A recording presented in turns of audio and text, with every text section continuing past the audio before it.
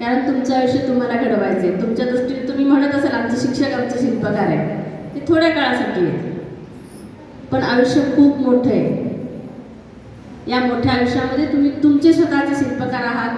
तुम्ही तुम्हाला कसं घडवायचे, तुम्हाला कसं तुमचं स्थान मिळवायचे, कसं तुमचं ध्येय गाठायचं, हे सगळे प्रयत्न तुम्ही स्वतः करणार आहात.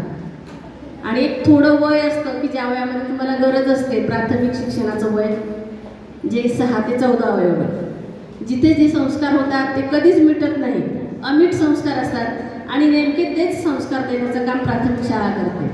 तुम्ही जेव्हा माध्यमिकला जाता, कॉलेजला जाता, तिथं कुणी तुमच्यावर संस्कार करण्यासाठी प्रयत्न करत नाही किंवा तुमचं ते संस्काराचं वय नसतं.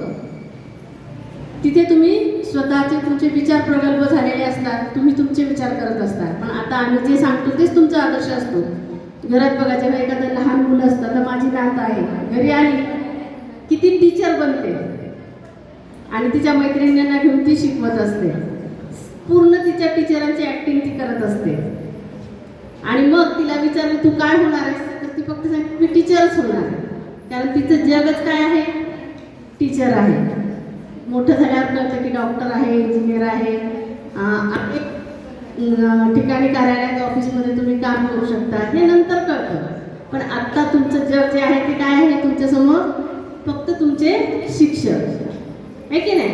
एखादा छोटा मुलगा मी IAS बनणार आहे असं म्हणू शकत नाही, कारण IAS काय आहे ते त्याला माहीत नाही. पण ते बनण्याची ताकद तुमचे शिक्षक तुम्हाला देतात. तर या ठिकाणी ज्या स्पर्धा परीक्षेला मुली बसल्या होत्या, 100% निकाल लागला, त्यातून नक्कीच IAS विद्यार्थिनी आपल्या बनणार आहेत आणि त्या बनाव्यात, त्या पुन्हा शाळेकडे याव्यात आणि ते कौतुक आम्हाला समजावं, ही तुमच्याकडून अपेक्षा आहे आमची. यापेक्षा वेगळी अपेक्षा काही नाही. तुम्हाला पुढे भविष्यात जाण्यासाठी, पुढील शिक्षणासाठी सतत ही दालनं बदलावं लागणार आहे. प्राथमिक आहे, माध्यमिक आहे, उच्च माध्यमिक आहे, अनेक ठिकाणी तुम्हाला वेगवेगळ्या टप्प्यामध्ये अनेक लोक भेटणार आहे. माणसांची पारख करायला तुम्हाला शिकलं पाहिजे, माणसं ओळखता आली पाहिजे, प्रत्येकाकडे काहीतरी घेण्यासारखं असतं ते घेता आलं पाहिजे, हे सगळं तुम्हाला करता आलं पाहिजे.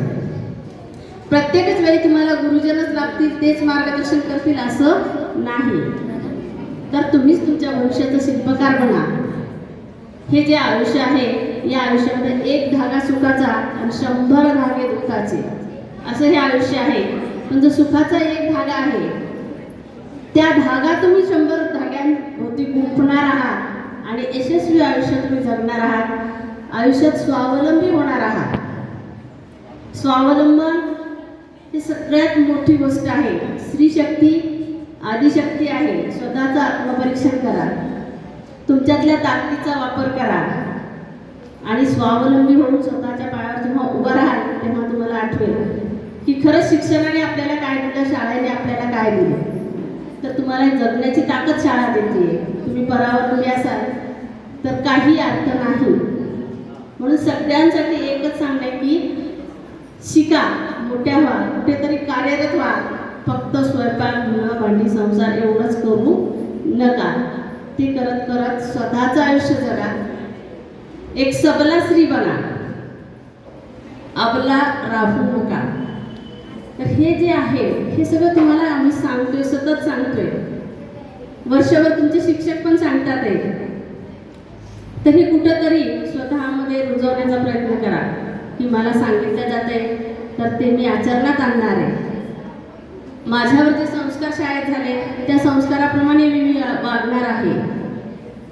कुठेही माझ्या घराला, माझ्या घराण्याला, माझ्या आईवडिलांना दोष लागेल असं मी वागणार नाही, याची स्वतःला जाणीव करून द्या.